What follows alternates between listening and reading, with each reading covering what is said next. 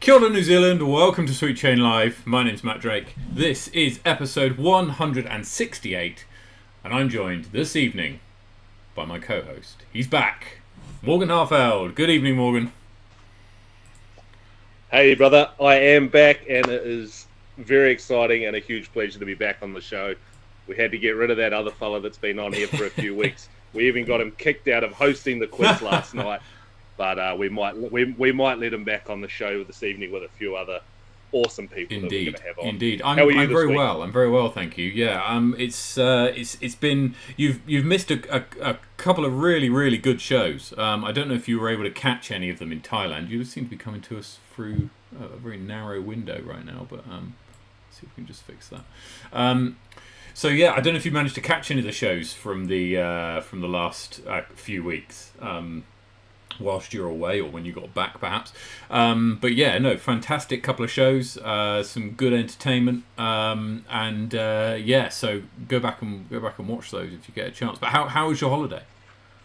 Well, your honeymoon, I should say, wasn't it? Yeah, it was fantastic, eh? Yeah, my honeymoon. It was a holiday too, I suppose. Yeah, fantastic time away. Very refreshing. Took about, I was saying in the green room before, that took about a week to get over even just thinking about work. The automation of just picking up your phone, looking at Facebook, Instagram, and then work emails, probably in that order, even at work. Yeah, it took me a week to get out of that habit, and then I was fully into holiday mode after that. I only caught one of the shows, unfortunately, and it was when I was last week. You guys see me in the chat, watching from however many miles in the sky I was over the Pacific on my way home. But yeah, I will have to catch up. Yeah, look, it's going to be. We've got a great show on for you for everybody tonight. Just before we get cracking into it, I must say we've got 4 people in our green room right now, which is more than we normally have, and it might be throttling the bandwidth somewhat, which might mean that many or few of us come across in sort of 8-bit rather than. God, I look terrible, as Brett says. Rather than the that 1040p that you're used to, it might just be 10p. Yeah. But we'll see. But anyway, yeah. So what we're going to do is we got hot scores to kick us off, and then we're going to go through the women's global event results, which were astounding. Honestly, there was all sorts of stuff going on up and down the country. So. Yeah, look out for that, because we've got some incredible performances by some of incredible ladies this weekend just gone. So we're going to go through those, and then we've got 4 of the candidates who have put their hands up or have been nominated rather to be members of NZDG. And of course the AGM for NZDG is next week. You should, if you're eligible, already have the voting form has been sent out, and you can fill that in if you want. I would encourage you to wait until you've had a chance to meet some of the candidates who are on tonight before making that decision, and of course make sure you cast your vote and ensure that everybody in your household who is eligible to vote votes as well, whether they be children or partners or whatever. Make sure that people are going out and voting. Then of course make sure that you get to the AGM on next week, which is on Wednesday, I think it is. So before this our next show, yeah, make sure you head over and get involved in the AGM. They're normally not very quick, not very long. They don't take ages. So yeah, you can normally fit them in the time, but yeah, get over and tune into the AGM when it's on. Right, Morgan, first up, take us through the South.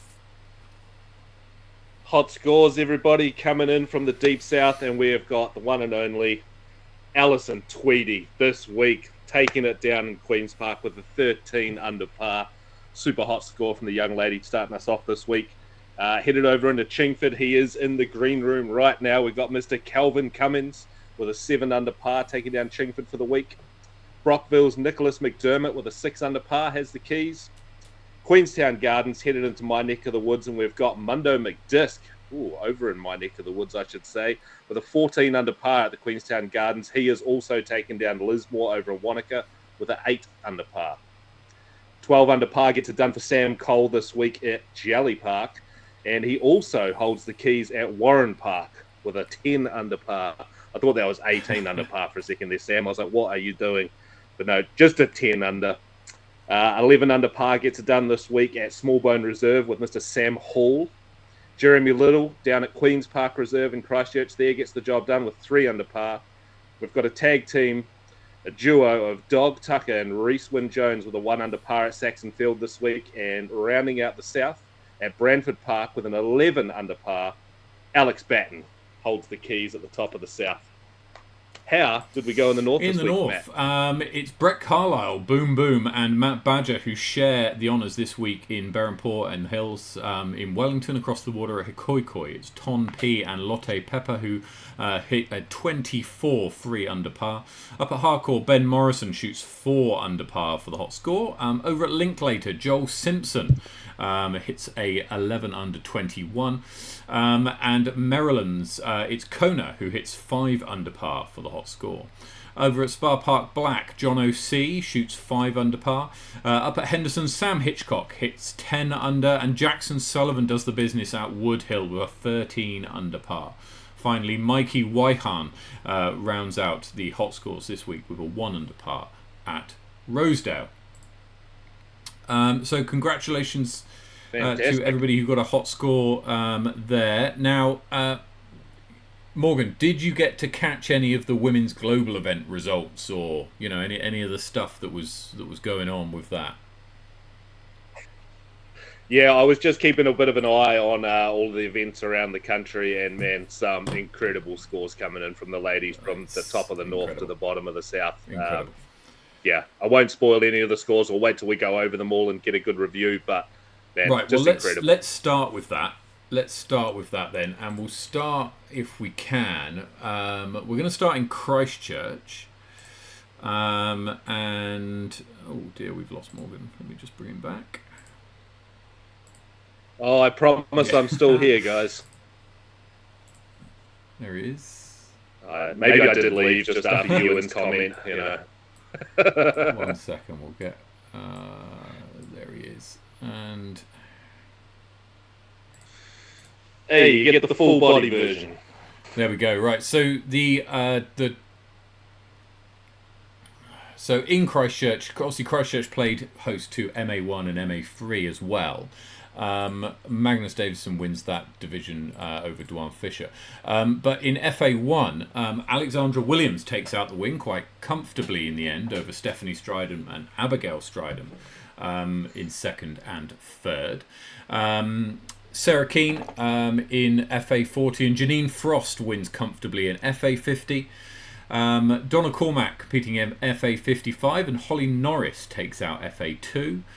MA3, another mixed division, Daniel Fisher by 1 stroke. And down in FA4, what most impresses me here, Morgan, right, is how many people aren't members of the PDGA, and so presumably haven't played too many tournaments before, and so they're new. It's brand new to the sport. Yeah, it's good. Fantastic. The data analytics team did a bit of adding up for us on this, and found out that across all 4 events, okay, there were 163 competitors. 73 of those competitors had not played a tournament of disc golf prior to this weekend. That's so exciting, right? To hear, so that's right? nearly half. Nearly half of 160 had never played a tournament before. I mean, it's really it's the whole idea of the tournament. Yeah, absolutely. That is the point. To just get all these new ladies playing the game, and I mean, just to see those numbers is fantastic. And I hope that translates into more ladies at other events down the track too. Even if that just gave them their introduction to the sport for the first if it time. doesn't give the ladies' divisions a bump, then something's going wrong, honestly. I'd be surprised if it didn't. Christina Orr wins FA4 in a stacked field. And in FJ15, Katie Churchill. And then in FJ12, it's Otavia Davidson who wins over Mackenzie Craig. And then Sarah Wadsworth wins the FJ 10 division. Haryana Lee competing in FJ under 8s. Let's head down now to Invercargill. Nicholas Stout put this event on at it was at the Queen's Park, where they played the regular layout here. Just the regular shorter layout, which is such a fun course. I love playing there every time I go down there. Alison Tweedy wins with a 989 rated final round, which is incredible. That's the highest rated round by a female Kiwi this year.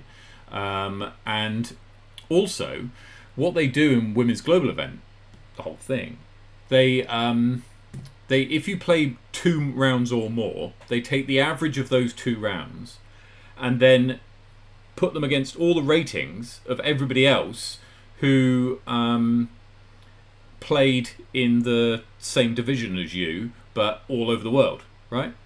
So Alison Tweedy, with this event average of 950 something.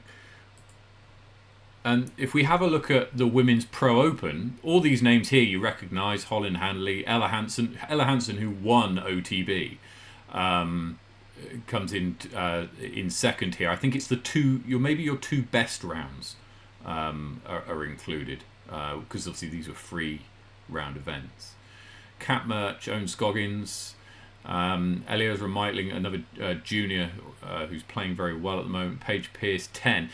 You don't have to go down before you see Alison Tweedy. Here we are, 20th, 958.5 average rating, beating the likes of touring pros such as Rachel Turton, who's a big force on the European circuit.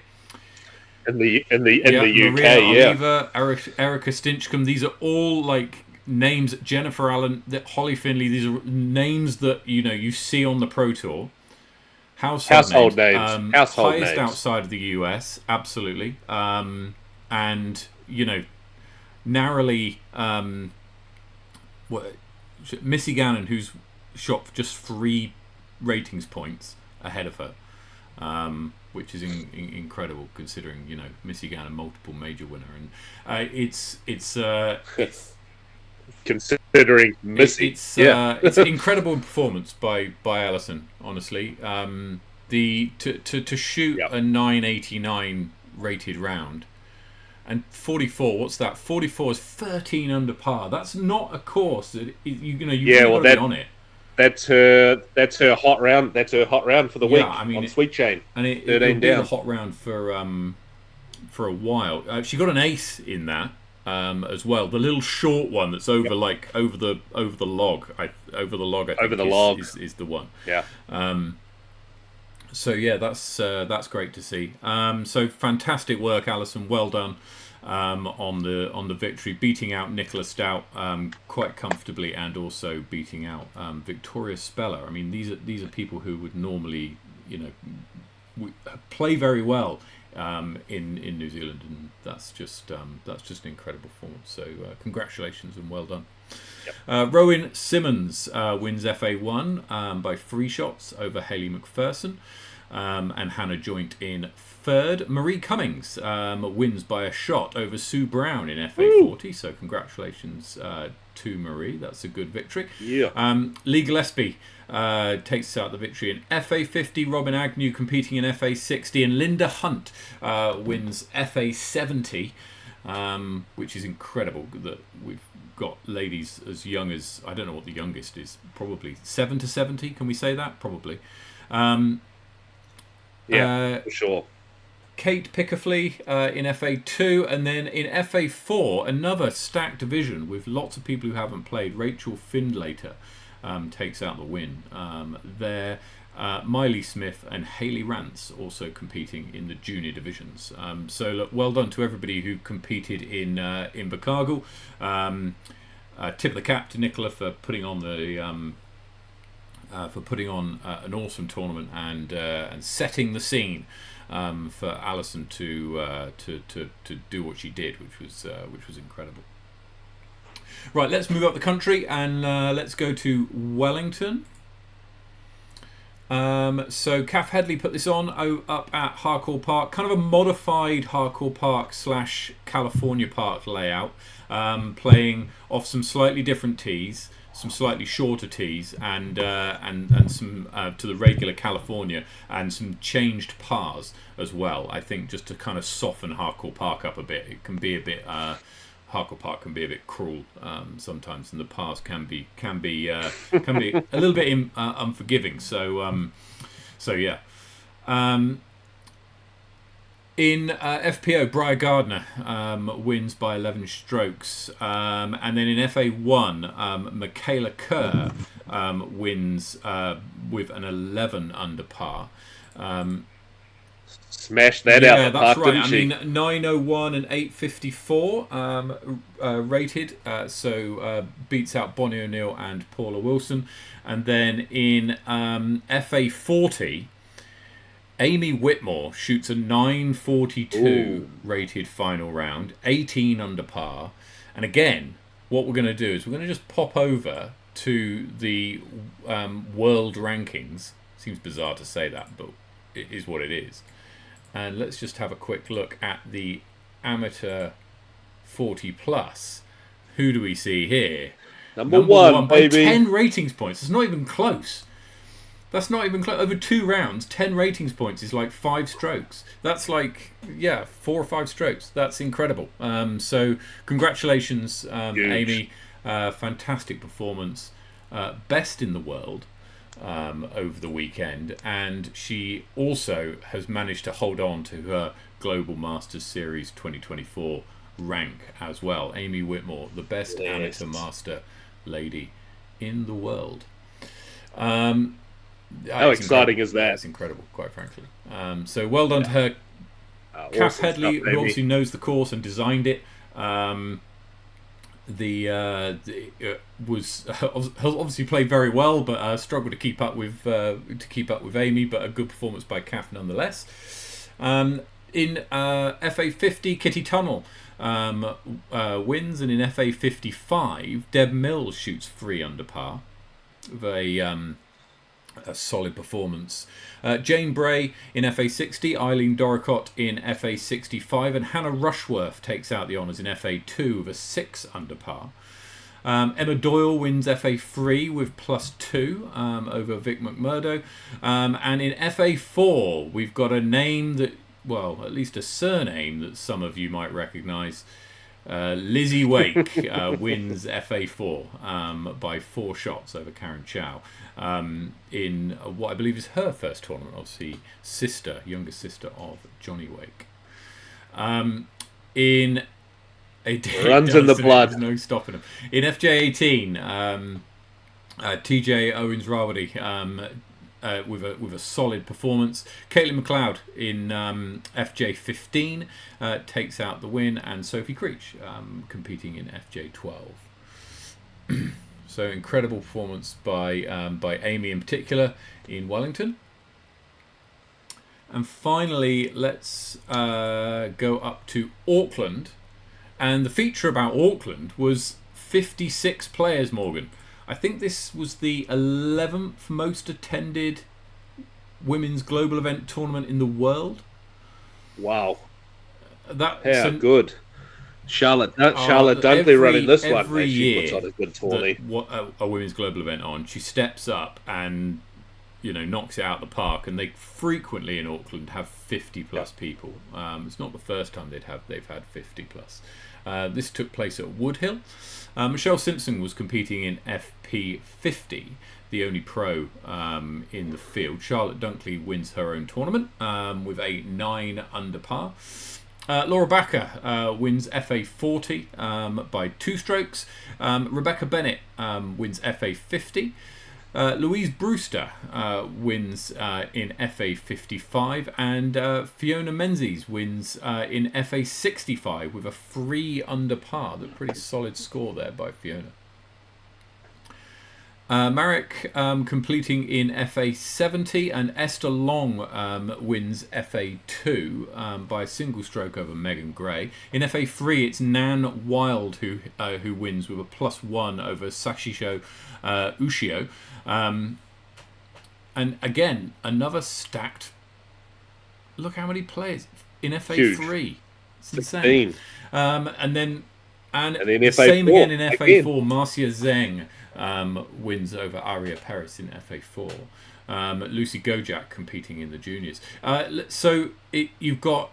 I can see a few Dunkleys there. We've got family members playing along. That's what's going on there.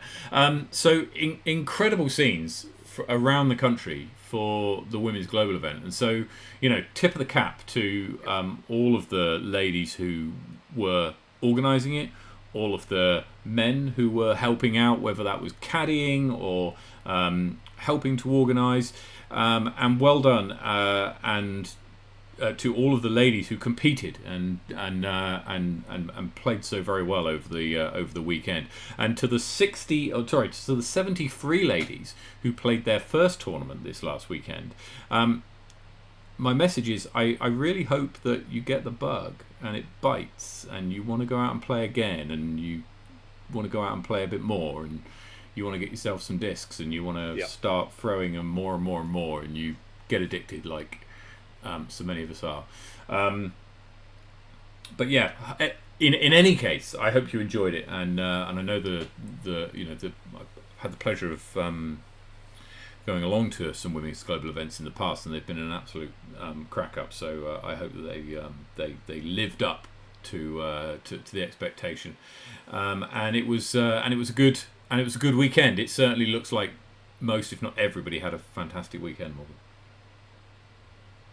Yeah, it does. And I tell you what, roll on the next 12 months and let's see what we can do with the next one. Or let's see what these ladies can do. Absolutely. I think it's done every 2 years, correct me, but it might yes, not you be. are but right. Then saying that, the amount of if you get 160 players playing in a tournament, why can't we just do that on our own, right? Why does it need to be the PDGA? Why can't New Zealand Disc Golf do their own women's national event or whatever, 100%, and run it in conjunction and all the rest of it? Anyway, something to have a think about. Anyway, right, let's get on with the next part of the show, which is very large part of the show. Look, this is it. So we've got 4 guests for you tonight. We've got Jonathan Simons, we've got Kelvin Cummins, Arne Burgess, and Ewan Craig. And just before I bring up the hang on a second, that's not the one, is it? Is this the one? No, I can't find a list of the people who are the candidates who are running. 1 second. I do know where it is. One moment, caller. Stand by, please, caller. Yeah, guys, we're pretty stoked. Just while Matt's doing that, we're pretty stoked to get these guys all in one room, as per se, to come and have a chat to us. Well, not even to us, really, to you guys, putting themselves out there, putting themselves forward, not pleading their case, but, bringing to the table what their experiences, their passions, and their background in disc golf are, and why they have been nominated to run for these roles at NZDG. These are faces that will be part of the future of the sport. So please take your time, listen to them very closely, and make your choices very wisely when it comes to voting time, because it's right around the corner. Well, it's right now. So maybe you'll want to vote right after this. And I think we may be able to get you... No, we won't be able to get you a link. If you're eligible to vote, it will be in your emails from NZDG. If it's not, you can email secretary@nzdg.co.nz. That's right. I believe it is. And if I'm you'll wrong on need that... you'll need to do that through your own email. We can't give you a link, unfortunately, and because obviously... Yeah, correct, Sorry about that. You might not be eligible to vote. Anyway. So just before we do that, we're going to go through who's standing for what position. For chair, is a contested position between Brady Cush and Ewan Craig. Brady was unable to make it tonight, but we do have Ewan to talk us through his thoughts. For deputy, Matt Pritchard is going uncontested. Again, he was unable to make it tonight.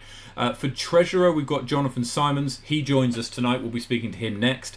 For Outreach is contested between Kelvin Cummings and Matt Pritchard. We've got Kelvin Cummings joining us. He'll be on second. And then Lucinda Rawlings is going uncontested for comms. Lucinda wasn't able to make it today. Secretary is Martin McGaw, who runs uncontested. Now, if you missed it, we had Martin on the show, 4 weeks ago? That's right. So he's not on tonight. But if you go back and watch the episode, I think 164 probably sounds about right. Then Martin's on the show, and you'll be able to catch up with his thoughts there. And finally, tour director Arne Burgess is running uncontested as well, and we'll be speaking to Arne a bit later on.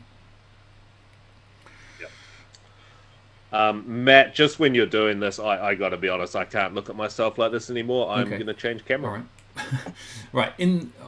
Sorry about that. In the meantime, we shall get Jonathan on now. Jonathan is running for the position of treasurer, and I've not met Jonathan before prior to this evening, obviously, and I suppose that might be the case for many of you. So let's say good evening to Jonathan. Evening all. Thank you for having me on. Excellent. Thank you so much for joining us, and also thank you so much for putting your name forward and for your time that you've invested into NZDG. You are the incumbent treasurer, if I've got that right. I'd just like to kind of start by saying that thank you very much, and also I don't really know you. I've not met you before. We've not bumped into each other at a tournament or anything, and so. Tell us a little bit about yourself. What do people need to know? Haven't done a lot of tournaments. I guess I'm the typical disc golfer these days, where I started off during COVID, down at the Queenstown course there. The great course to start out on, nice and friendly for the beginners, and sort of enjoy playing when I go away on holidays and stuff like that. Done a couple of tournaments, but just mostly enjoy.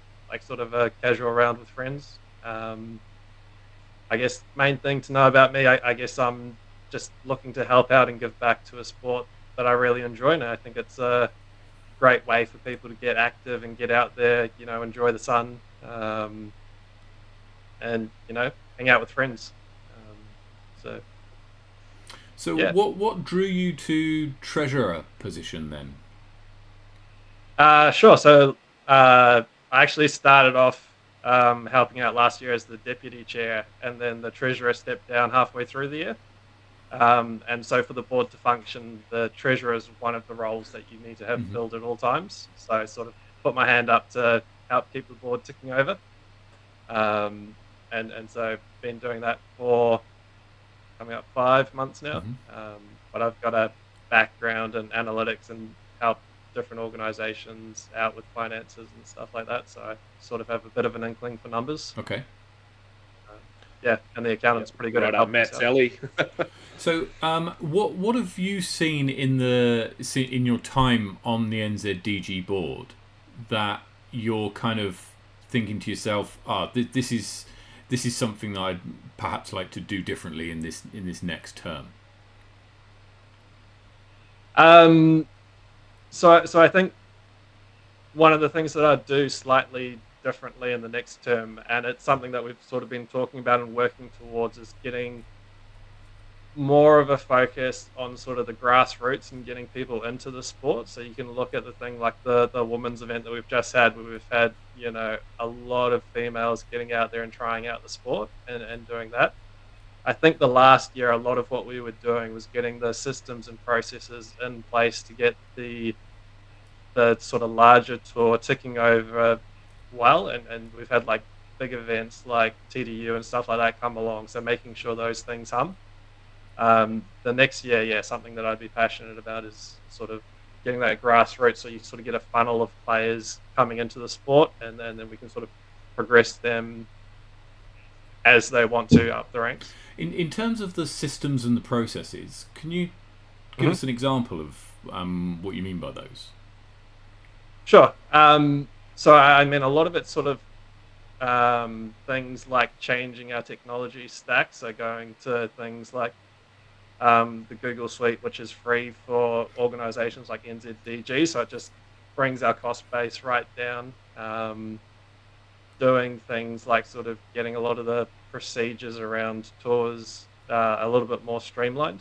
Um, so it's essentially not a whole lot of big things, but a whole lot of small things that accumulate over time. So that way, we can be a lot more efficient, and then we can start looking at adding in more things down the road. Okay. Okay. And how did the TDU affect things? Because it kind of I don't know, it kind of for you would have been much closer to it as a board member. When did you kind of first see and hear that it was going to be a thing? When did I first hear about it? I was away in Queenstown at the time on holiday, so it would have been about September last year, I think, was early rumblings, maybe a little bit before that. Okay. Obviously, it's a pretty big event, so it takes a little while to get organised. Yeah, so not too dissimilar from when it was kind of public. That's pretty much when it was public, Yeah. around September, I think. Yeah. Yep. Okay. Okay. And so, in terms of sort of treasurer duties, what do you see as being your priorities that you specifically, or this role specifically, can bring to the next 12 months? Yeah, so I think sort of the treasurer role, half of it is just making sure that the finances sort of stack up. So I guess on the board, you've got a whole bunch of different people coming up with ideas. You've got people presenting things to the board. So I guess it's just bringing that sense of, do all the individual things make sense? Like, yes, this could be a great idea, but it costs money, and we've only got so much money to go around. So it's sort of doing that sort of sense check, I guess, is the sort of biggest part of the treasurer role, I would say. Okay. Do you guys have like a yearly budget at NZDG? Like, have you got a number that you're trying to work towards without going into whatever you've sort of set aside for the next year or two or 3 or 4? So I've got a bit of a sort of a ballpark that we work towards. But yeah, I guess I'm mostly still getting my feet underneath the desk. Sure.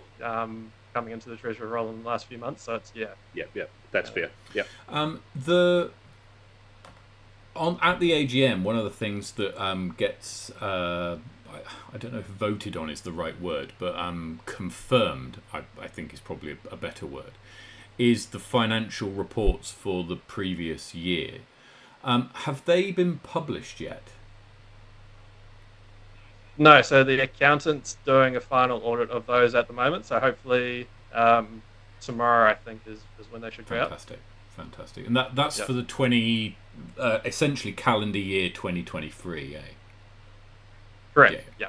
Okay, sweet. Okay, excellent.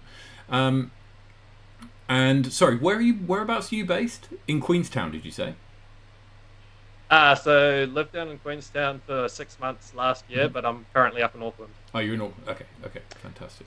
Yeah. I did think I'd seen your face around these parts before. I was questioning it. Right, okay. Yep. Oh, mate, it's a great spot to be at. Back down there any chance I get. Yeah. Yeah, man. So, if you, how can I word this? Going into the next 12 months as treasurer, what do you personally want to make change to, or work towards, I should say? So I guess 2 things. So one is sort of implementing sort of policies and procedures around the treasurer role. So that way, like, after I'm done, it's hopefully left in a better position for the person coming after me. So that way they're like, hit the ground running, sort of know what needs to get done, when it needs to get done, things like that. Yeah. Which is there to an extent, but I think we could tidy it up a little bit. And then the other thing would probably go back to my previous point about sort of the grassroots type stuff. So getting a bit more of a focus on that. We've got a lot of things around sort of disc golf in schools and stuff like that we can probably look to expand on, the women's tournaments that we can expand on. Like, there's a lot of things that I think we can do and support to help grow the game around New Zealand. Yeah, for sure. I think you're going to, when we hear from Mr. Kelvin Cummins shortly, I think he's going to speak a lot to that. And yeah, there's definitely a lot of things you can work towards in that department, or both those departments, 100%. Well, what do you see as some of the headwinds or some of the challenges that you might encounter in the next 12 months? Some of the challenges. I mean, I don't think there's big challenges. I think we've done a lot of legwork over the last 12 months to sort of get the board humming to a degree. So I think that should get most of the things down pat. Obviously, there's a lot of things that come up for a board, that, you know, potential issues and stuff like that. But yeah, I think it should mostly be fun. So nothing massive, I would say, coming down the motorway. Fantastic. Well, it's been good to get to know you. Sorry we can't chat for too long. We've got a lot of people to get through, so we want to make sure that we give everybody a period of time. So yeah, thank you so much for putting your name forward and for volunteering your time and to be both for the last year or so, but also for putting your name forward for a future term. Very best of luck on Wednesday, I think is we said it was Wednesday the 29th. Yeah, so very best of luck next week. And yeah, we'll speak to you again soon, I'm sure. Yeah, thank you for having me on. Thanks, Jonathan. All good. Awesome. See you guys. Cheers, buddy. Right, Morgan. We're gonna go now. This is gonna be a bit whistle stop. So apologies, chat, for doing it that way. We've got a few people to get through. If you've got any questions for our people as they come on, then please feel free to fire them into the chat. The next person we're going to speak to is Kelvin Cummins, who is nominated for the position of outreach, which is quite an interesting position. So, good evening, Kelvin. Kia ora, Matt and Morgan. Thank you very much for having me. Got about. You're very welcome. Again, another person who I've not met before, at least I haven't met. Morgan, you have, and plenty of times. Yeah. So welcome to the show, and hello, and maybe again you can give us some a bit of a background to yourself, and how did you get into disc golf? Tell us a little bit about yourself. Well, unlike all of these ones who are seasoned veterans, I'm one of the ones who came to the game care of COVID. So one of the ones who ended up realising the whole social distancing thing there, and I thought, well, perfect opportunity for us to be able to have a little bit of a play around. And didn't really know much about the sport. My wife and I, Marie, we were at places like Wanaka, Lots, and Twizel, and we kept seeing all these baskets, and we thought, oh, how easy is this game? And then bought ourselves one of those really, really shocking discs that you get from a gas station and things. And, oh dear. And we learned really, really quickly not to throw in the wind with one of those at Lismore and stuff. I think we're about 50 metres behind us. But yeah, long story short, we got the bug really, really quickly and ended up buying our starter pack, and then bought as much other stuff that we could from anybody who could sell it to us. So we're really, really proud disc golfers here, and especially in this region. Dunedin's got an incredibly supportive club, so being able to kind of slot into kind of an alternative family. Yeah, you guys are definitely very proud in your club down there, and you guys stick together. You traipse all over the South Island playing competitions together. We love seeing you out there, and I for one am pretty happy to see you step up and put your hat in the ring right now, Kelv.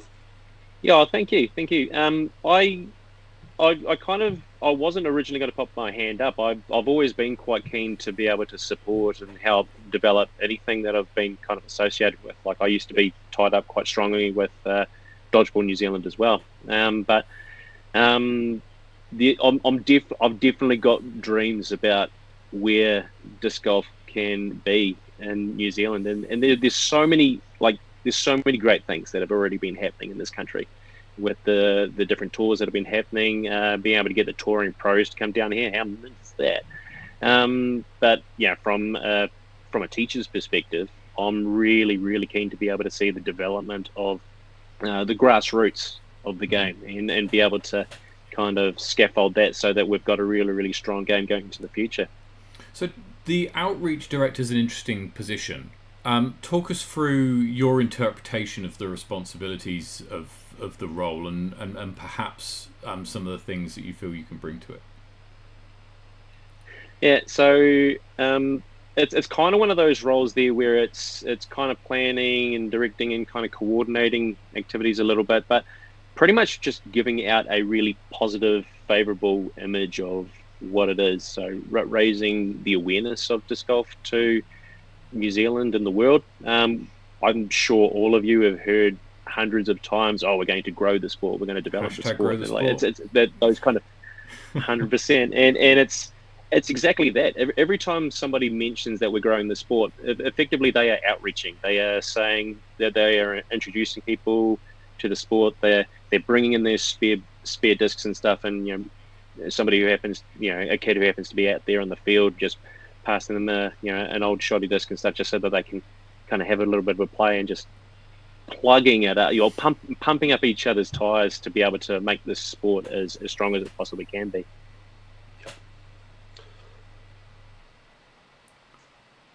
Sorry, Sure. Morgan. Sorry. And can you? No, you're all good, Matt. I feel like I've got the short end of the stick tonight as far as internet goes. Can you just tell me, Kelv? Yeah, mate. What's your exact job right now? And I'm sorry, you may have said it. I cut out a couple of times in there. Well, you did for me. I'm a guy who's always worked himself to the bone. I am the head of music, head of social sciences, and the dean of year 7 and 8 at East Otago High School, where we've put in a 9-hole disc golf course just on the side.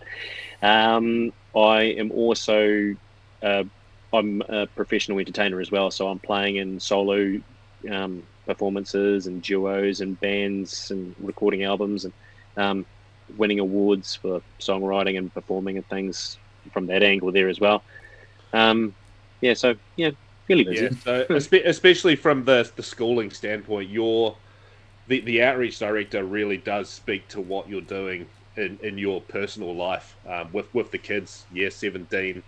And as you said, already put in a wee 9-hole course at the school there for everyone to get amongst. So, yeah, I don't even think I need to say anything more to that. So it's really exciting, because it's just another way to be able to keep people busy. One of the things that I found really easy to do when we were putting the course in was ticking all of those boxes that those sporting organisations have to do for those, ticking of trusts and things. And where's the well-being in the sport? It's like you're getting out and about, you're getting off your chuff, you're getting some fresh air. There's nothing wrong with this sport. It sells itself. Yeah, so 100%. Could you talk us through, give us an example of a kind of an initiative or a stream of activities you'd like to see initiated this year that perhaps hasn't been done before, that you feel will contribute to hitting the goals that you want to achieve as outreach? Well, I think I'm really keen, if I'm fortunate enough to be able to get the position, to make really good contact with all of the different clubs that we have within the country. There's a lot of people who have got expertise at a club level as well, and they've also got the knowledge of the different schools who are really, really keen. Those particular PE teachers and stuff who are willing to give everything a nudge, and just introduce them to the likes of that You Play book that Zoe and Dyke had. I ended up buying a copy for our school, and the stuff which is in there, you could easily turn that into an NCAA accredited course just in playing disc golf.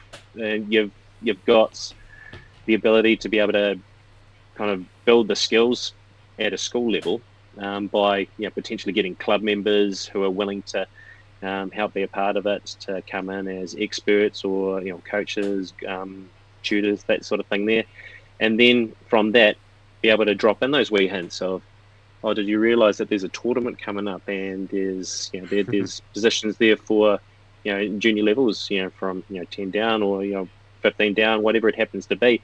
So being able to first and foremost make really good contact with all of the clubs and just be able to kind of bring everybody together as much as we possibly can. We've got so many people with so many amazing skills that I think it would be criminal of us not to be able to work together. 100%. Well said. And similar question to that we asked to Jonathan. What do you see as some of the challenges that the board, or indeed New Zealand disc golf, or the growth of New Zealand disc golf might encounter over the next 12 months? With any change, I think you will find that there will be some pushback. There'll be some people who are just unsure of how hard the work will be. So I think that will probably be one of the first things that will be the hurdle to jump over, is just making sure that everybody's in a position that they feel really comfortable to be able to do their initiatives, be able to step forward, whether it's from my prior experience and stuff, working with students at high schools and primary schools and things, that might be really challenging for some. In fact, not might, it definitely is challenging for some people. On a different scope, those ones who we've got a lot of people who have got really good leadership and experience when it comes to planning tournaments, but are a little bit nervous about being able to pop their hand up to run tournaments and things as well. So just I think being able to, the challenge would be making sure that everybody feels really comfortable to be able to make their voice heard, and just be able to break down any potential barriers that there might be. I must admit, I have never prior to this made any contact with NZDG, not because I was too scared to and stuff, but I was like, I don't know what to say. But now I got something to say, man, and I think there's a lot of people who would really like to be able to have that really good one-on-one convo with the governing body, and just to be able to be more comfortable with doing what they do. So it's for you. It's just the time is right now, rather than perhaps in the past, or yeah. Oh, as I said, I'm still I'm feeling new. I'm only 3 years deep into the sport and stuff. I know that there's probably other people who have equally been very passionate about being able to make sure that everybody's on, working towards the same goal. I've always been one of those guys. I love the idea of teamwork, and I see that NZ disc golf can just do incredible things. I really do. What would be some of the incredible things you'd like to see it achieve? More, perhaps more broadly, not just outreach, but perhaps more broadly in the next term. I'd like to see the youth numbers jump up, not just in tournaments, but also within clubs, with opportunities available for them. It's really, really cool being able to see some of the females starting to get into there. Being down in Chicago watching Marie and all the rest of the other girls, just it was such a buzz to be able to see them all walk off there with smiles from ear to ear. And in my role with Disc Golf Dunedin, we were able to instill female bag tags. So for the ones who were always going to struggle to knock down the ones who have got bag tag number 1 and stuff, because they're all big guns and stuff, like the Tom Mackay's and stuff of the world, because far out, he's amazing. But the females still have a sense of pride in being able to achieve something, within it, and like it doesn't discredit from the other big tags. They're still doing that as well, and still smashing it. But they're able to hold their heads up to high too. So just constantly supporting and scaffolding players wherever we possibly can, especially at a club level. Fantastic. Morgan, cool. Anything else? Yeah, no, nothing from me. But I will make a point of saying, and I kind of said it before, that if it means anything to anyone, I fully support this man right here and what he's doing. He's played at a lot of events that I've run over the last 2 or 3 years, and just seeing the pure passion that he has for the sport, and knowing what he does in his personal life, I'm sure just putting those two things together is really going to drive things in the right direction if he gets in. So you've got my support. Oh, cheers, man. I really appreciate it. Thanks. Fantastic. Look, Kelvin, thank you so much for joining us. Very best of luck over in the elections next week. We'll find out next Wednesday. But very best of luck, and thank you so much for putting your name forward and for volunteering your time. It's very much appreciated. I really appreciate you guys too. Thanks. Cheers, Cal. Excellent. See you soon. Cheers. Right. Now we are coming to two fairly, probably, I mean, you could argue two of the most important positions within the NZDG committee, that of tour director and chairman. Yes and no, I suppose, because these guys all have to work together to come to one common goal. You're right. And it's I think they're all just as equally important as each other. I'm not going to put Arn up on a pedestal tonight, so I see you laughing in the background, buddy. No, they are important positions, and I'm excited to talk to these guys and see what they have to say. Fantastic. Right, well, with that, let's bring in Arn. You'll recognise him as last week's co-host. So good evening, Arn Burgess. How are you? Good evening, boys. Good evening. Who's that? No, I prefer the fella from last week. I hate that you have a better camera quality than me right now. I hate it so much. You live one street away, God damn it. Arn, good evening. Thank you so much for joining us tonight, and also thank you so much for putting yourself forward to be nominated for the position of tour director at NZDG. Talk us through your thoughts going into this nomination. What prompted it? What do you think is are going to be some of the most important parts to this role, and how do you feel that you can support them? Yeah, sure.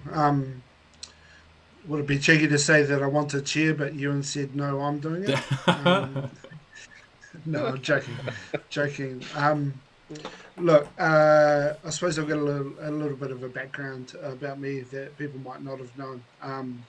I was loosely involved at the start of a few years ago with helping set up American football in New Zealand, and I find joining disc golf as a post-COVID baby, we're coming to take over, by the way, that disc golf's in a pretty similar spot to that sort of sport. It's on the precipice of going in one of two directions. I don't want it to plateau. I want it to carry on. I'm the same as Kelvin. I'm the same as Jonathan, of Ewan, of everyone that's in this, probably watching this show. I want to see it thrive. I don't want to see it just to see disc golf survive. I want to see it thrive. So I sat down and contemplated a couple of months ago about what I had capacity for in my life, and my drive to become a competitive MPO player has started to dwindle a little bit over the last couple of months. I realised that I'm not that good, so I figure, well, Those that can't do teach, right? And those that can't teach tell everyone what to do. So that's pretty much where I've come to with that. Yeah, I don't know. How do I say? Controversially, I actually think that the future of disc golf isn't in tournaments, and that might sound pretty random coming from someone who's striving to be the tour director. But when we consider about the Sweet Chang, the data analytics team, when they give us our yearly numbers, we're not talking about tournament players there. We're talking about tens of thousands of players that are playing on Fridays, Saturdays, Sundays, Monday nights, Wednesday nights. That is the future of disc golf.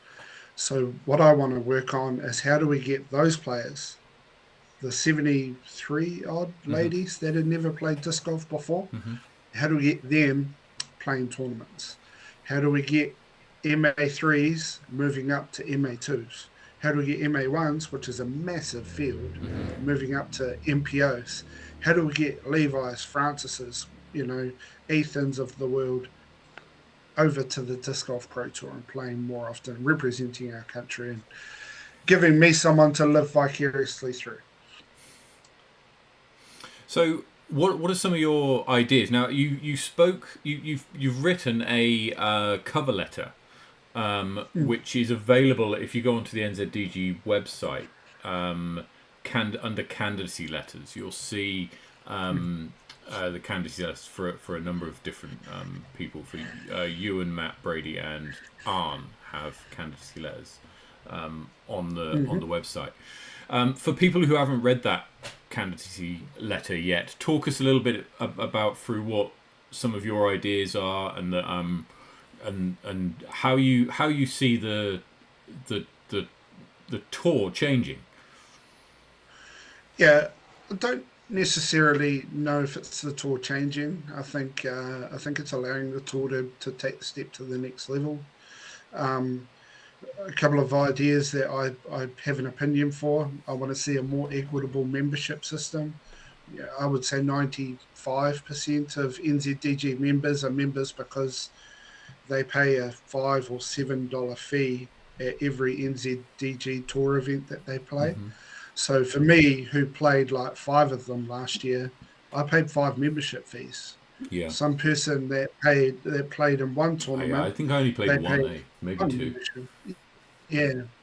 So your vote is just as strong as my vote, despite the fact my vote was far more expensive than what your vote was. So it's just an inequitable system.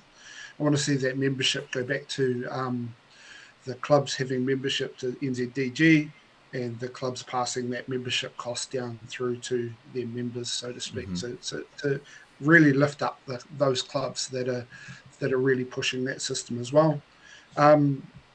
Really randomly, the minimum tournament requirements that we have in New Zealand aren't really being adhered to. There's a required payout percentage. There's a required payout, how far down that you pay down to. That's just not policed at the moment. So I want to bring in, really set the standard as what is the minimum payout? What is the minimum for each division that you pay down to? What would you look to set those at or align it to? Yeah, just the PDGA standards. So I think the PDGA standards recommend the minimum is 20 and the recommendation recommended is 25. Morgan or Ewan to be able to clarify that, but the big thing for me is I don't want to see divisions like MA3, MA2 with 35, 40 odd players in it and a tournament only paying out first, second and third. That's just not fair. It's absolutely not fair. Yet in MPO, they'll pay down to 12th. So yeah, a little bit more consistency there. Sorry. So how That's does, right. I was just going to say, sorry, Matt. I was just going to say. So basically, either yourself or someone on the board will need to be looking at all of the financial reports, which everyone has access to after the event has happened, or even the projected payouts.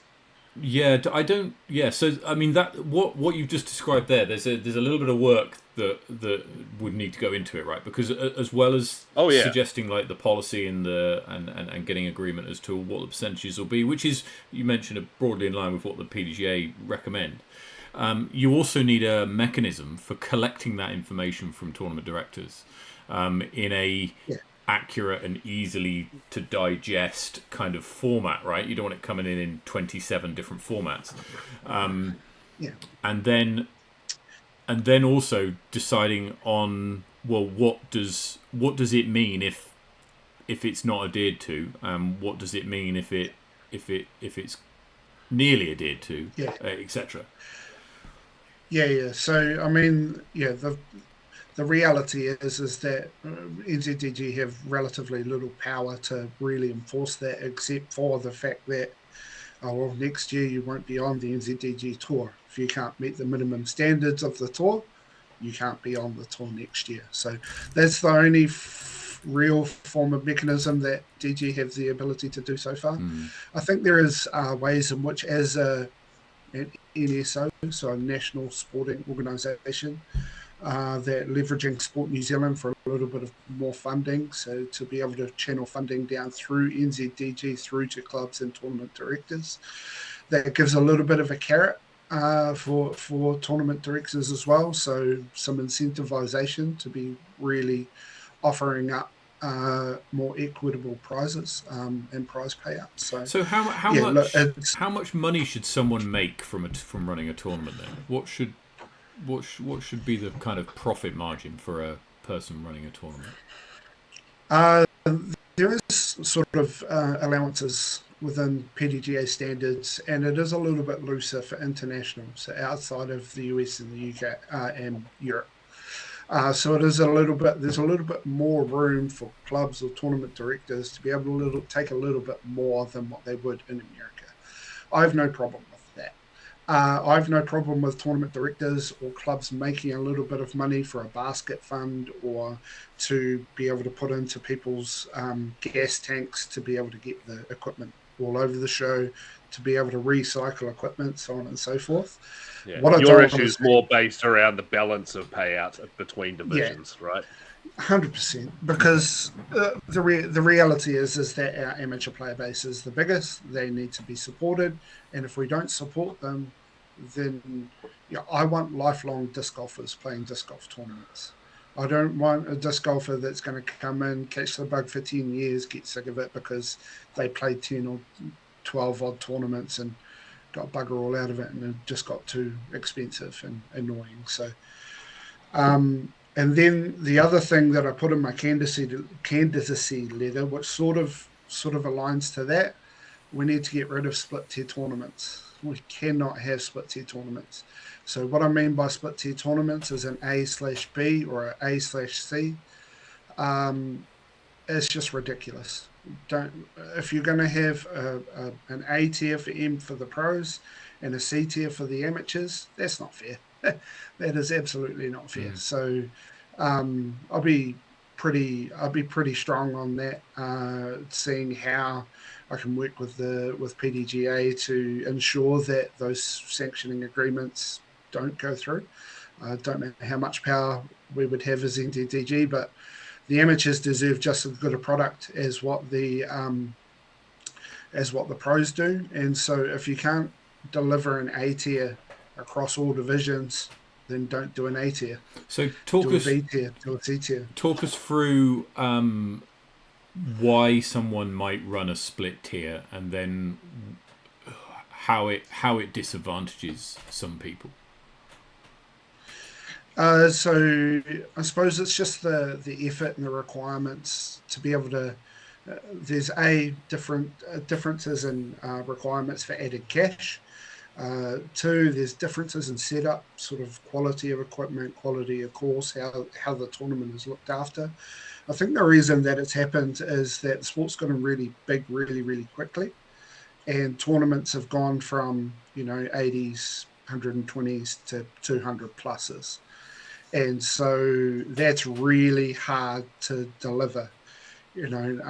Nationals is a great example of something that was so many divisions, so many people split across so many different areas, and whether or not it lived up to. Whether or not it was equitable. Was the experience for the pros the same as what it was for the amateurs? Why would somebody want to run a split tier? I don't know. It's to me, it makes it very, very messy. I think because the payout requirements aren't as high, as in the percentage of entry fees that have to be paid out. With a lower tiered event, an A tier, there's a minimum requirement for added cash. So an A tier is more expensive to run. So, but if you can split it, so it could be that you by advertising your event as an A tier, at least for the division that you're trying to attract a player to come and play in, for example, you need to say it's an A tier, because then that guarantees a certain level of cash pro purse adding in, whatever. Oh, just experience of the whole thing. So really, exactly. So then that might persuade somebody to play the event who may not otherwise have played the event because it wasn't an A tier. Yeah. So look, I actually think the best tournaments in New Zealand that I've been involved in are B tiers. And let's be fair, it's a really expensive world that we live in at the moment. Even rugby is struggling for sponsorship in New Zealand. So disc golf being way, way down the heap, we've got to be realistic in the amount of cash that we can actually add to our sport through sponsorship. But there's nothing wrong with having a B tier. I think there's room for C tiers as an entry-level tournament to allow people like me, who's running his first tournament, to get used to what the mechanics of running a tournament is like. There's a little bit less pressure on me to ensure that there's string line OBs out and flags and big flashy T-pads and all that sort of stuff. But after a while, we really want to push people towards getting out of the C tier mentality. We want to push people towards a B tier mentality.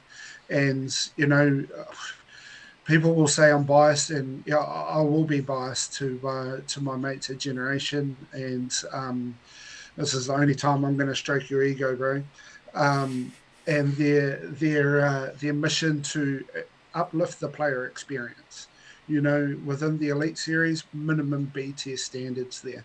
But they've got the advantage of having multiple highly experienced TDs to just critique each other's work in a really good way to make sure, hey, have you thought about this? Hey, have you thought about that?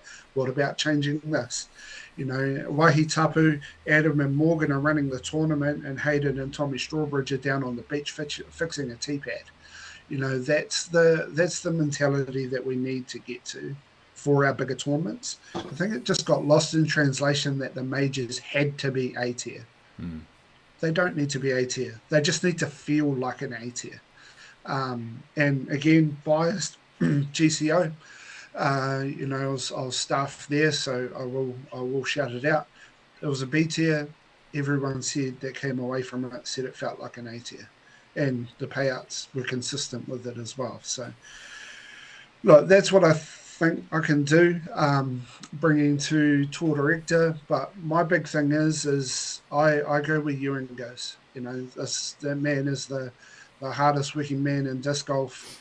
If it's not refitting courses, running tournaments, he ran 10 sanctioned tournaments last year. 10. I think Morgan is the most experienced TD in New Zealand with 36 across a lifetime. Well, Ewan hit a third of that in a year. So if Ewan does half the amount of work at NZDG level that he has done in the last year with Christchurch Disc Golf, then this organisation is going to be a really awesome one and a great national sporting organisation moving into the future. Excellent. Morgan? do you have Nope. anything for Arn? Nope. No, I don't, because you have said everything that I think you want to say, really. And if anyone is looking to get the full story, well, go and read Arn's cover letter over on the NZDG website, because it's really, really good. It gives a lot of information. But, I mean, as a person, Arn, everything else aside, as a person, and I've asked this of one of the other guys before, like, what do you personally, like, what's the biggest thing you want to personally do, not just for the whole organisation? What's the biggest goal you want to achieve? I want to be a lifelong disc golfer. For me, I want to play tournaments for the rest of my life. I want my daughter and my future son to play disc golf. So that's first and foremost. But ultimately, and this is really, really random, but I want to sit down and I want to watch Levi or another New Zealander win a Pro Tour event and a PDGA major, because I think it's going to happen in the next 10, 15 years. And I want to be a part of an organisation that helps harness a community that gets a player like that to that level. Perfect. Fantastic. Thank you. Fantastic. Thank you so much for joining us. It's been a pleasure having you on the show again. Look, we'll speak to you again, I'm sure. You're going to join us in a couple of weeks to take on Morgan in our quiz. So look out for that. What have I missed here? I'll catch you up on it. But look, very best of luck in the election next Wednesday. For anybody who hasn't seen it, please go on to the NZDG website under governance, and then you'll find candidacy letters. Have a look at Arn's candidacy letter if you haven't already, and remember to put in your votes before next Wednesday. Arn, thank you so much for joining us this evening. Cheers, boys. Thank you. Yeah, right. There we go. Right. Now I've got a bone to pick with you before we go to Ewan. You can't just throw me in the deep end with a quiz master. So, do you remember? No, you just can't do you be doing remember these sort of things? Do you remember that we talked about running a quiz? In fact, we ran a quiz last year. Do you remember? Yeah. Yes.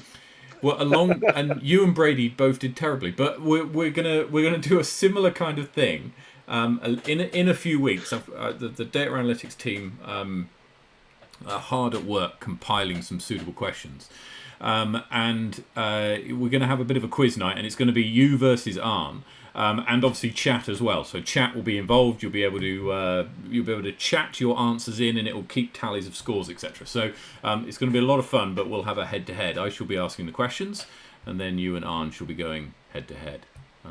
Well, I will let you know that I do go to a quiz every week that is usually hosted by Arn, and I always get 3 questions every week that not one other person in my team gets, and it most of the time gets us across the line. We got the W last night as well. Oh, good work. So up the slobber chops. It's not a question relating to Wahi Tapu Disc Golf Tournament, is it, perchance? Or... No, nothing just golf related. It's probably Taylor Swift related, really. Oh, right, I didn't realize it was Swifty. Right, okay. Let's bring in our last guest this evening, which is Ewan Craig. So, good evening, Ewan. How we going, fellas?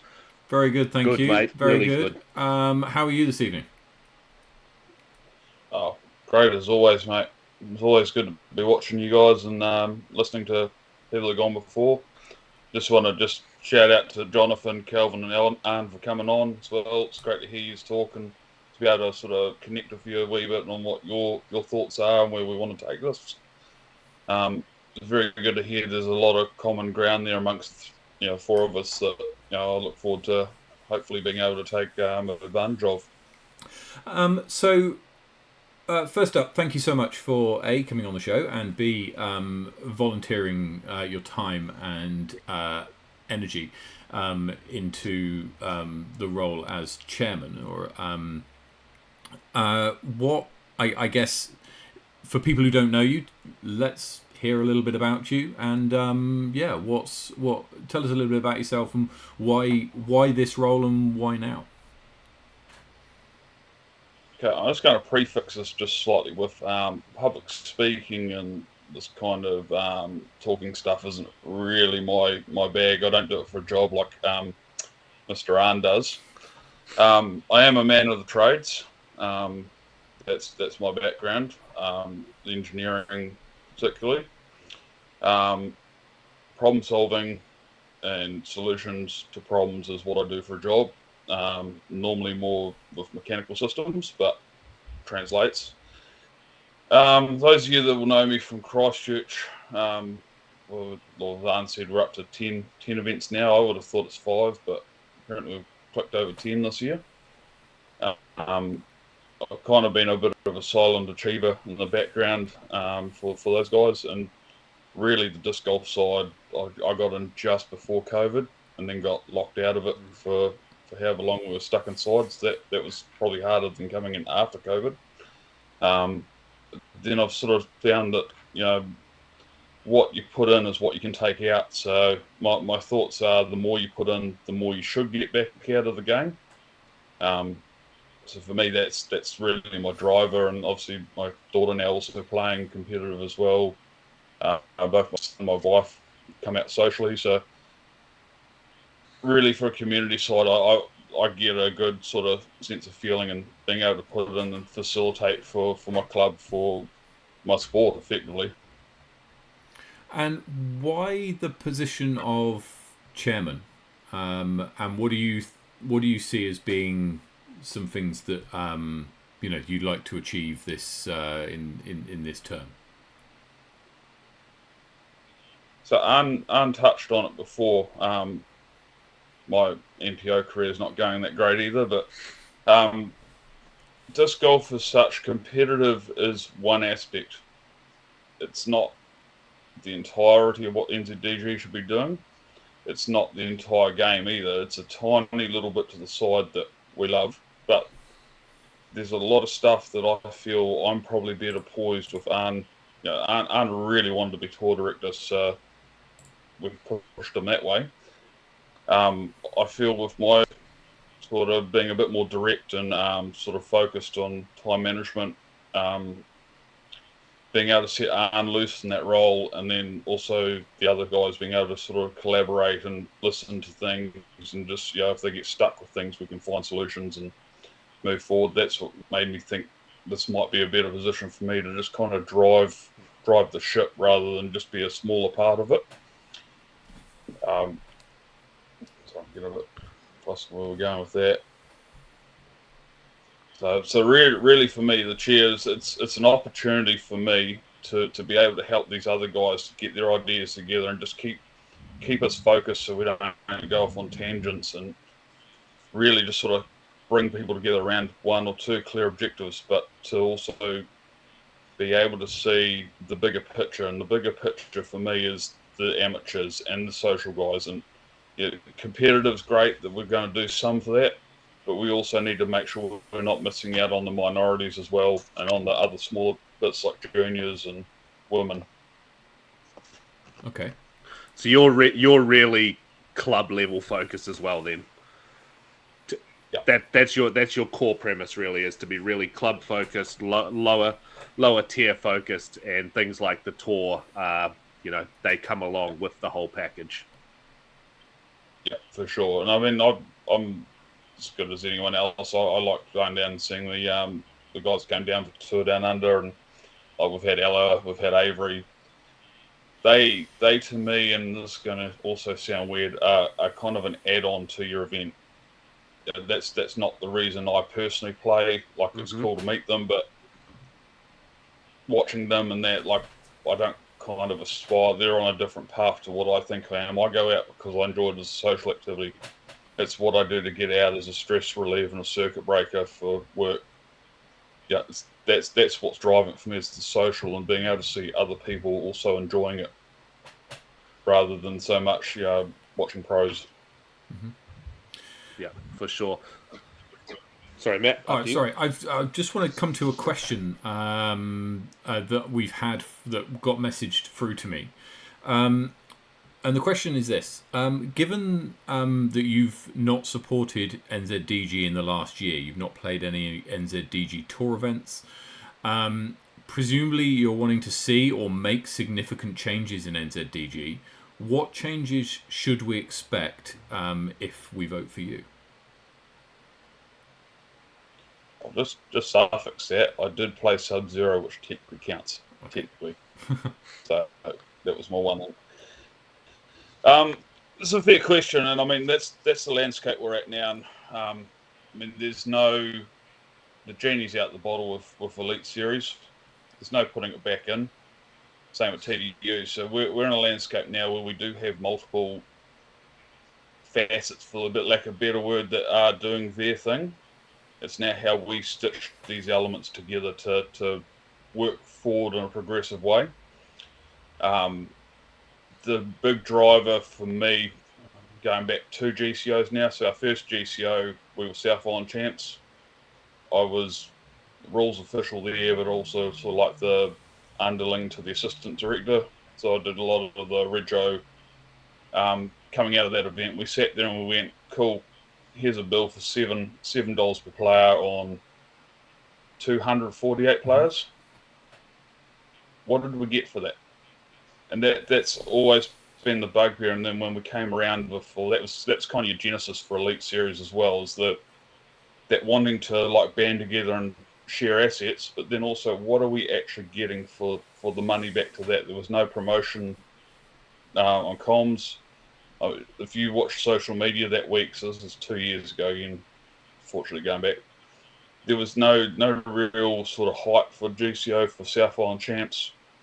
It was just a thing that's happening, and if we didn't drive it ourselves, it didn't happen. We were first timers at an event.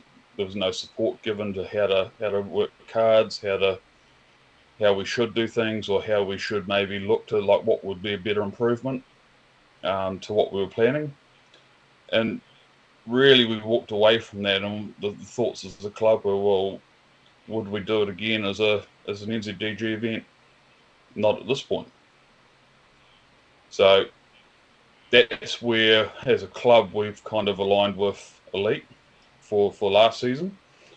It really came down to what's going to better suit us in our event, and having access to that knowledge bank of people and being able to have Hayden Shaw tweak our lines and look at things and go, the wording you've got for that OB line's not quite right. Have a look, try this, or this is what you thought a template could work for. It's being able to share assets like the little centre markers we had around the 10-metre circle. Coincidentally going the other way, like T-pads, baskets, that sort of. So there is a community there. What I would like to see from NZDG is, because that's obviously not great. And I mean, I'm not saying TU wasn't great. TU was great as a marketing exercise. It was brilliant.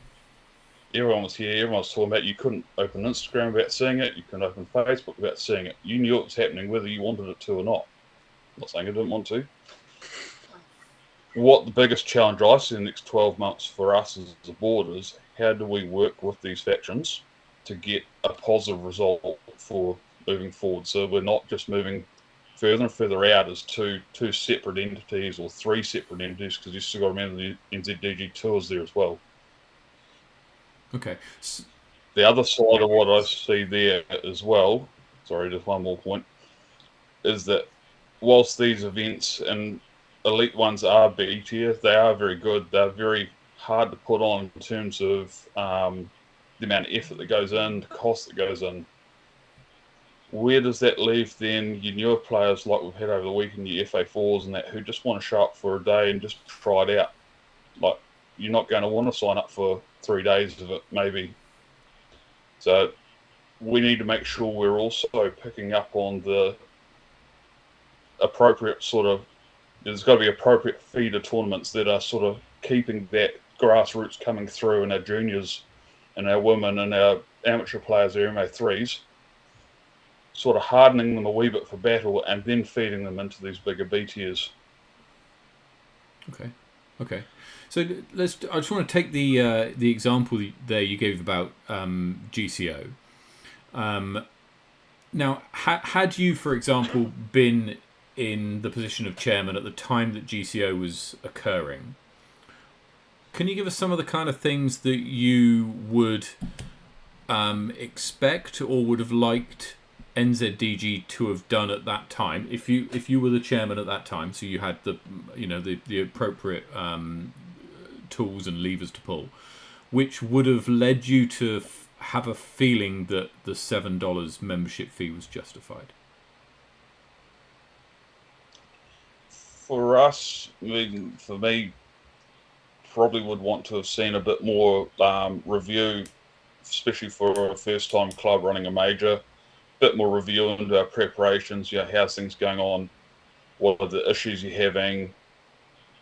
Not so much I don't want them to solve the problems for me, but even just helping us to identify what things were. There was a lot of things just popped up really quickly towards the end there, and you're left going, well, how do we deal with this? Who do we talk to about this? How do we move forward? A support network for support. It's mentoring. Yeah. It's really facilitating, and that's what I see moving forward would be good as we get to that point. We can facilitate for these TDs, and that, like, the knowledge is there. I'm not saying it's me. It could be Morgan. I mean, 36 tournaments. You see Hayden Shaw's. Zach Taylor's got a few in him. Simon Feasy.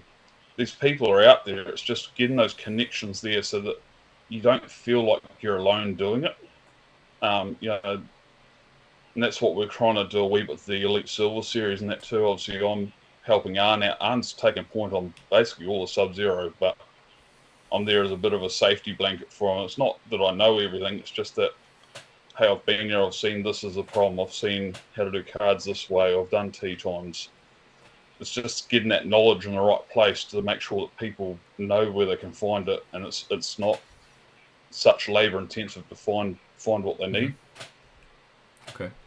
And so, what do you consider to be some of the challenges or kind of headwinds that New Zealand disc golf's gonna come up against? It's really going to be the growing pains that I've just sort of talked about previous with where everyone fits in the landscape. And I think now, before we go too far, is a good point for a bit of a check and a bit of a take stock of where we're at, who's wanting to go which way. Coordination, particularly on, again, we're talking competitive side, that's going to become more of a thing. We have seen this year already, and I was responsible for some of it. So 2 weekends got Hamner. We ran an event at Hamner. Other end of the island in Wanaka, you've got another event of equal, if not more size, both sold out. 2 years ago, you wouldn't see that. There'd be one per weekend. We'd have the next weekend. So the coordination role on that, and I think the other one was end of January, we had one in Dunedin, one in Christchurch, and also Taupo, and that was 3 sold out events, 200 something players.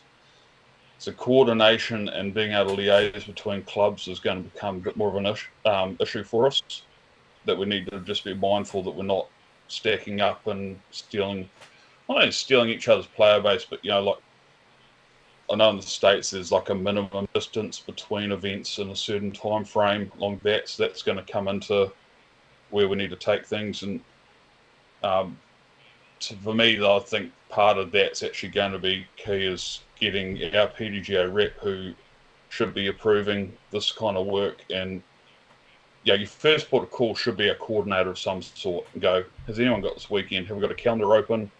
Cool. Can I pencil this in? And then go away, get your sanctioning, rather than what we've found a couple of times now, we've sanctioned something, then someone else has worked 3 months into hiring a venue and planning a tournament, and then they've gone and announced it 2 days before you got there, and you go, what do we do now?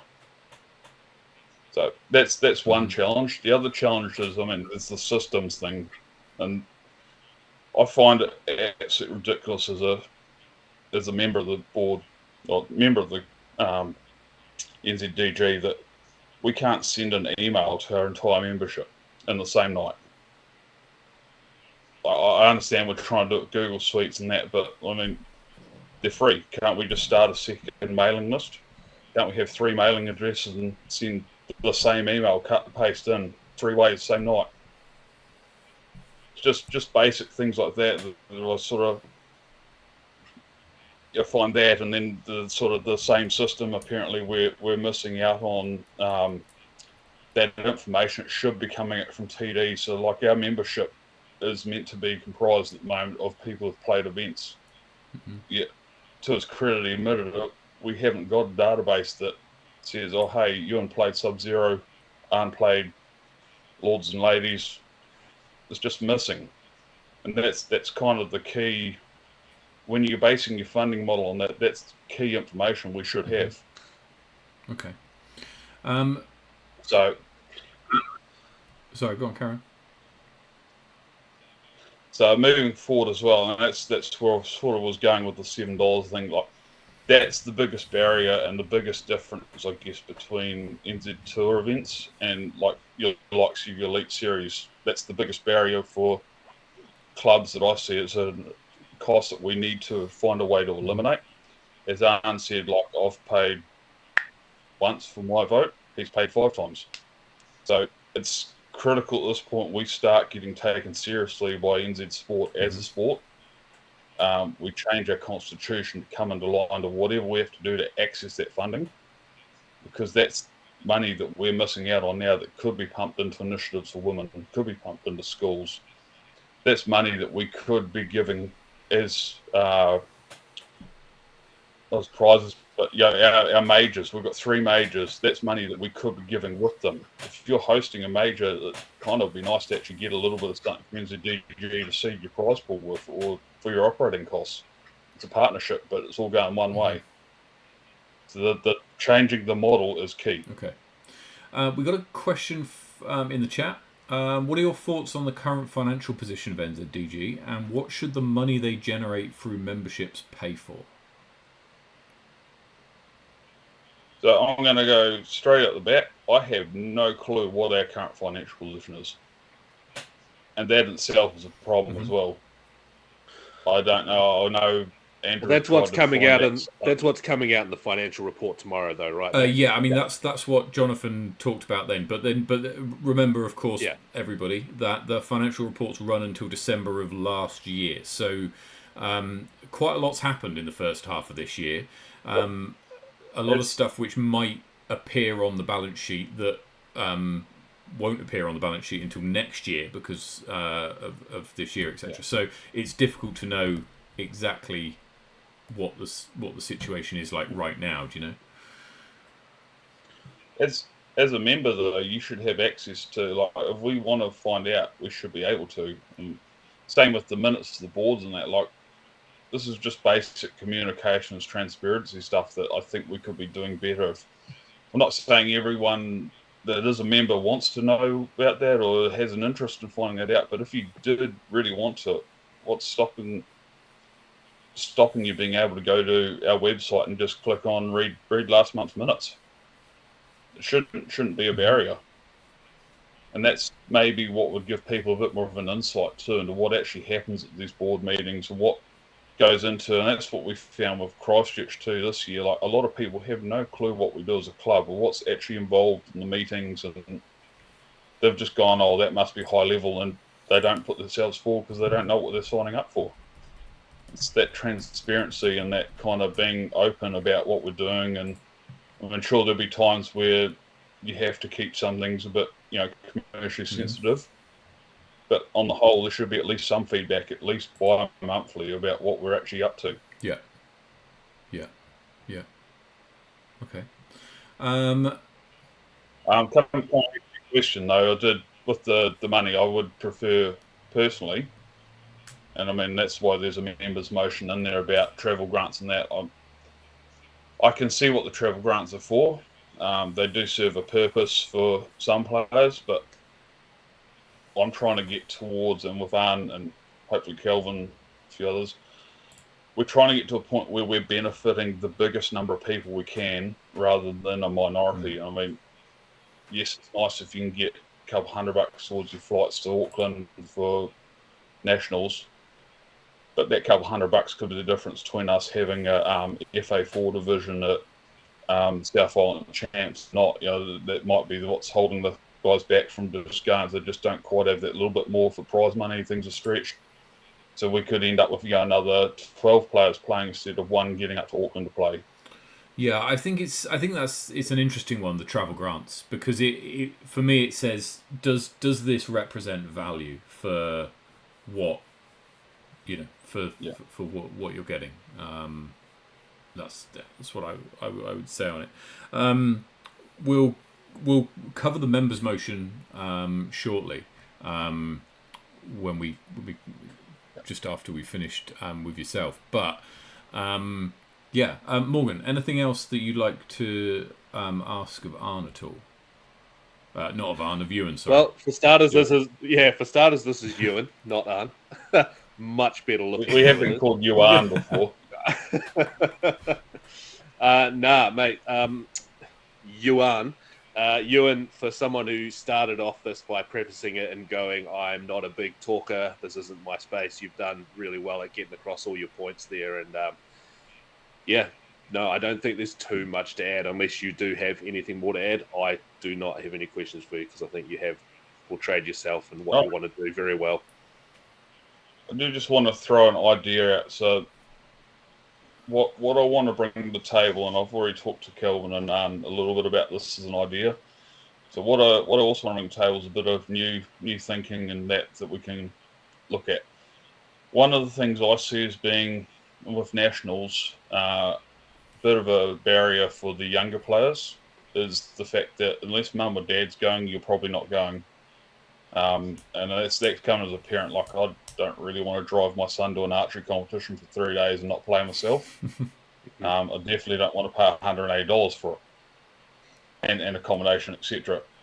One of my big ideas, really, that I'm hoping we can put on the ground pretty quick, if it comes to that and the board go with it, is I want to look at stripping the under 15 national titles. So your under 15s, your under 10s, your under 8s, because we know 8s playing as well. I want to strip those off the nationals event as such, so they'd still be offered as divisions if you want to, but there won't be a title.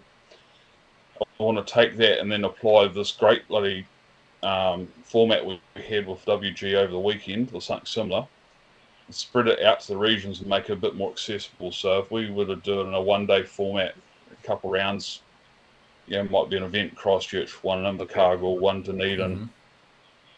Use a bit of that funding if we can to seed that prize pool, take away the barrier of that, take away the sanctioning cost, and then on the end of it, we use the round ratings to bring it back together and award a national title for each of those divisions. Mm-hmm. So that's the sort of thinking we're sort of looking with as well, like ways we can do things like that. That mean we're actually going to. I'm not taking away from the current FJ15 champion. She's really good. She beat me quite severely in the weekend. But it's a way that we can start to stimulate a bit of competition and make it in such a way that we're going to bring competitive a bit more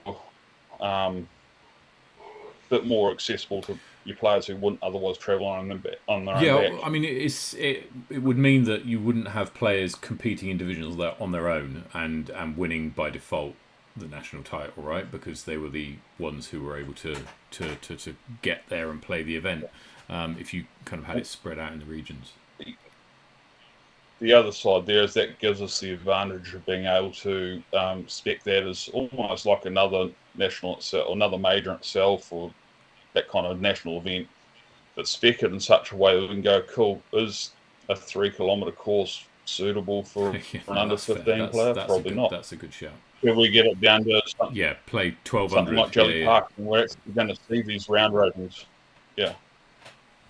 So that's just an example of the sorts of thinking we want to bring into things, and just on the outside, there's more, but it's going to come down to what's going to be the best use of the membership money back.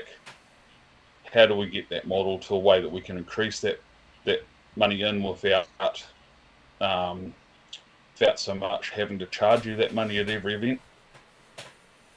So that's for examples. Excellent. Excellent.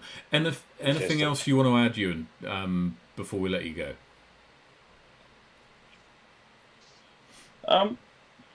No, I just really want to thank you all for the time to say a piece, and again, just the other three that come on tonight, just for fronting up and telling us all a wee bit about what they're here for. It's really good to see, and it's really good to see such a big list of nominations as well, and people actually trying to work together and proceed forward. Absolutely.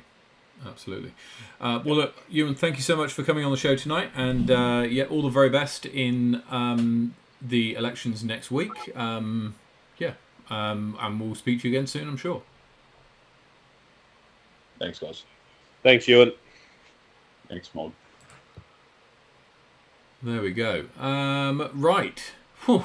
That's all our guests spoken to, Morgan. We've I know it's a bit whistle stop. But let's go through some of the important documentation that you might need to be aware of. The AGM is on the 29th of May, and this page here is on the NZDG website. So this is newzealanddiscgolf.org.nz /governance. I shall put the link in the chat so it's easy to find. Here you'll see you've got the notice of the AGM, which you all will have received a couple of weeks ago if you are a member. And you also can go through the conflicts of interest register. There's not a lot on there, but if you want to read it. Candidacy letters, which we spoke about, which are a good read if you want to know a little bit more about what's going on. The agenda, and then the members' motion. So the members' motion is something which Arne and Ewan have put together, and it will be voted on as part of this process, right? So you'll be asked these questions in your voting form, along with who you want to pick for the various roles, and who you pick as the winners of various awards, which we'll cover in a second. The things that you'll be voting on are: do you support the motion that an expression of interest period for the allocation of North Island Champs 25 be reopened? Now, no decision has been made, as far as I'm aware, on the location or tournament of North Island Champs.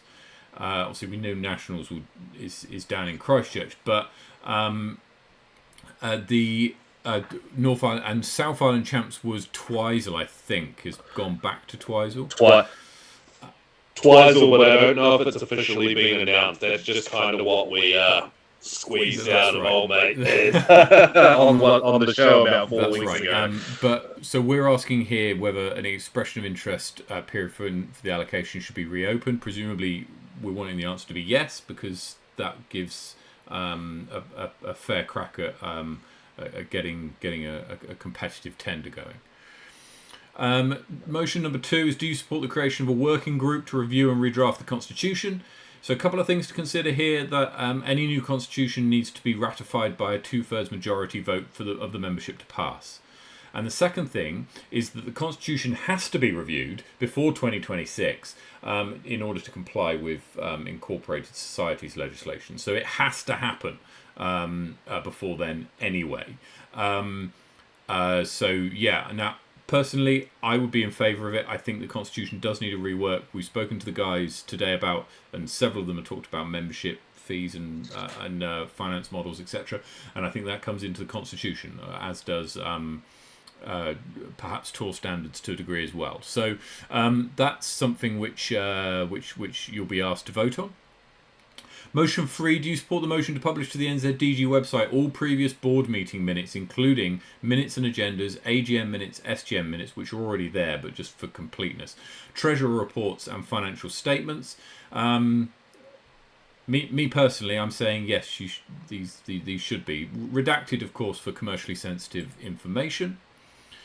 Motion 4, do you support the removal of the travel grants and this funding to be used by NZDG to support regional schools programs? This is something which you'll have to decide. Personally, I would prefer to see this money go there. The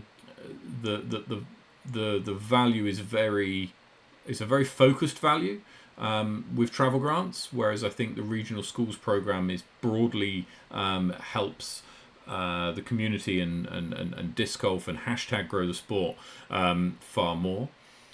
And Motion 5, do you support the allocation of NZDG majors to be aligned with for-profit entities? So for-profit entities are entities, and I'll use the international example here. The Disc Golf Pro Tour being in charge of Worlds, for example, would be the example here. Now, for-profit entities within NZDG is basically any company that isn't NZDG, right? For the other than a club running the tournament, someone like TDU, someone like Generation Disc Golf running NZDG majors are for-profit entities, and they. Do you support the allocation of majors going to them? Personally, I think there are advantages to doing that, which we've spoken about on the show previously before. But again, for you to vote on. Now, the other things that you'll have to vote on, and this caught me a little bit by surprise, Morgan. I don't know if you saw this, but this is the end of season awards. Now, did you catch this at all? Yep. Yeah, I've seen that on there. Right, because I couldn't see on any of the documentation what the end of who was involved in the end of season awards. Like, who is it that you're voting for? So I'm just going to grab the information. There were options. There were options on the voting sheet. Oh yeah, no, sorry. On the voting sheet there is, but Yeah. not on the. Hang on a minute. Here it is. Let me just find the link. Right. Okay. So when you open up your ballot to vote, it will look something like this. This is my one I've just opened up. So you've got the option to vote for chairperson, being Ewan, who we've heard about today, or Brady. You've got the you can approve Martin McGaw, who we had on the show a few weeks ago, to the candidacy of secretary. You can approve, or otherwise, Jonathan Simons to the position of treasurer. Deputy chair, same for Matt Pritchard. Arm Burgess, same for tour director. Outreach director, Kelvin Cummins is standing on this one alone. He is not up against Matt Pritchard, so apologies for the confusion earlier on. And then Lucinda Rawlings is the communications director. So do you approve or reject her candidacy? Now, after that, we come to the contribution to disc golf awards. So I didn't see anything on this until I clicked on this link the other day. And the reason I clicked on this link is I wanted to see if I could open it, close it, and then open it again. That's all. I just wanted to see whether it was possible for me to open it and then give it some time to think about it, close it down, and then come back, which of course you could do. So contribution to disc golf, there are 4 people up for this award. Charlotte Dunkley, Michaela Kerr, Leon Botter, and Hayden Shaw. And you can read a little bit more information. It's not very much, but it's a little bit more information on why each of them was nominated.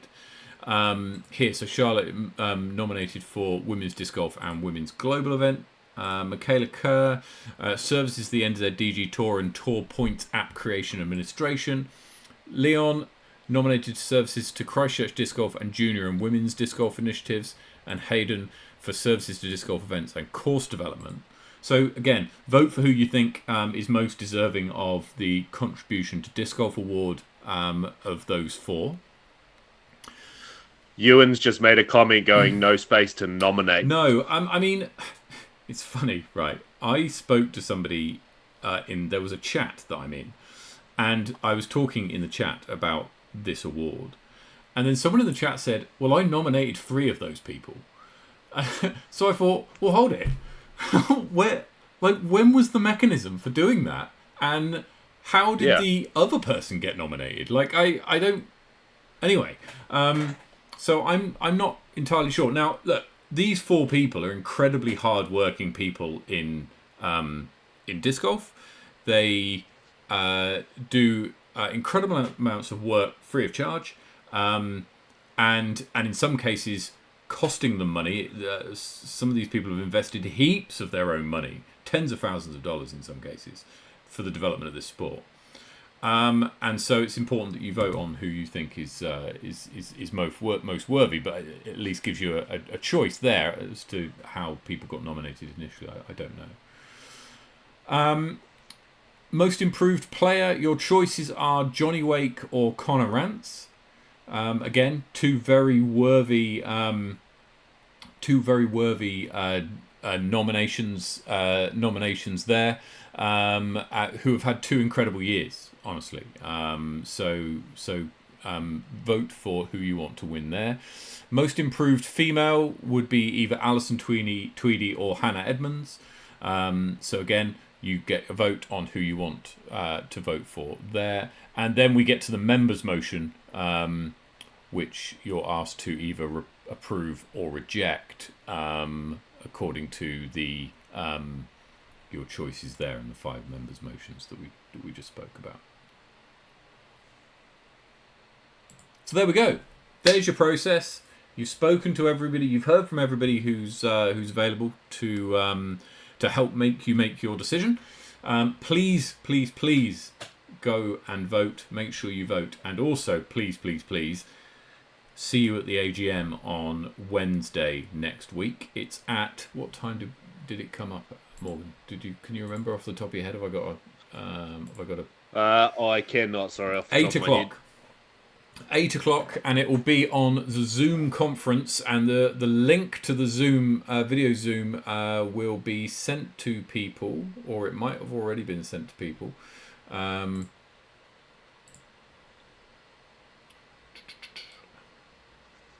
It'll be sent to you at some point. So look out for that. Wednesday is when it all goes on. If you want to attend the AGM and you don't get it, then get in contact with someone who you think might. You can message me if you want, and I'll flick you the link to the Zoom once I get it. You normally leave it about sort of 5-10 minutes for people to arrive, and it's normally pretty quick, right? It's normally pretty bang, and they get through it. So don't hang around, and that, the good thing is, of course, that it's not going to take up heaps of your time. So if you are short time on a Wednesday night, then yeah. But make sure that you at least vote, and hopefully see you at the AGM.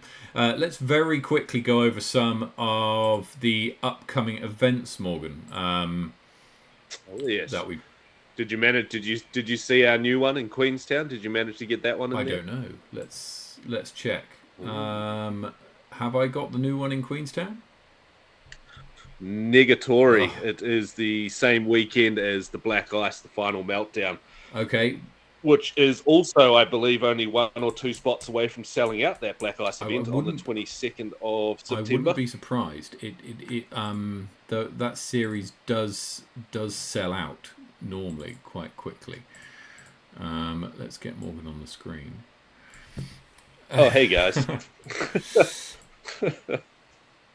So Cloud Factory Clash this weekend. In Mataura. This is being run by Bray Marsden et al. down south, so get along to that if you can. Nottingham Giants is the weekend after, and is the first event on the NZDG tour for the 24-25 season. The Waitawa Coastal Cup is at the end of June. This one took a bit of snooping out to find, because it's not on Disc Golf Scene. So if you want to register, you need to head over to the Facebook event and message Mike Foley, and he'll be able to hook you up with all the details. Sub-Zero is the weekend after that, in first weekend of July, and then Tucker Beach Rush is at the end of July. Events are starting to fill up in August and September. And then the newest one we've got on our screen here is the Extreme 24 at the end of October, which looks like it's going to be an incredible event coming up. Yep.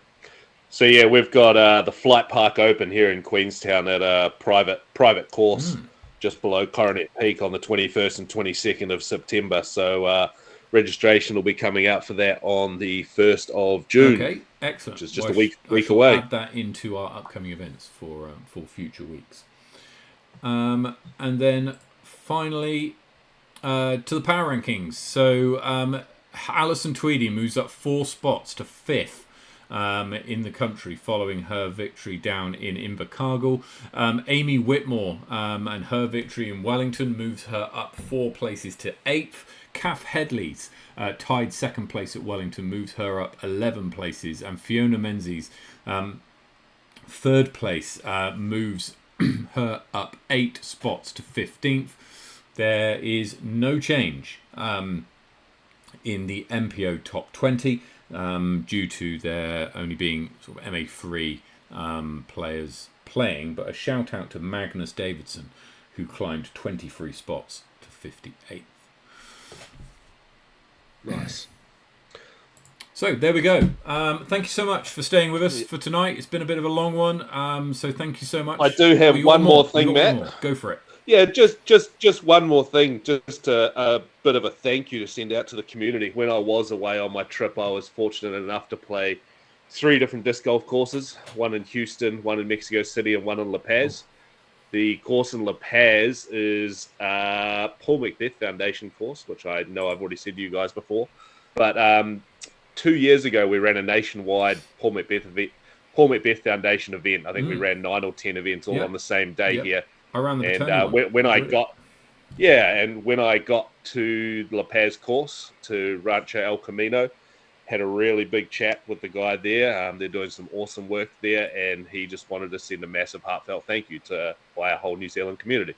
And I promised him I would pass that on the show. So thank you to everyone for supporting that 2 years ago. But, you know, it comes around. It was really cool to go out there and see what they're doing on the course, and not just the course, Rancho El Camino. They bring in all the kids from the community that don't really have too much going for them, just in the area that they are. They're teaching them life skills, English. They're teaching them about equestrian, horses, and, of course, disc golf. So just a lot of life skills going on out there. It's an amazing place, and good job to you guys in New Zealand that supported us to support them. Thank you. Fantastic. Okay, so that's about it from us. Please, if you enjoy what we do, please consider subscribing to the channel if you haven't already, and hit that like button. It really does help us get in front of a few more eyes. But then that's about it from us. So with Cloud Factory Clash coming on this weekend, very best of luck to everybody playing in that. But wherever you're playing disc golf, take it easy. Play well, get some birdies, and we'll see you next week. Cheers.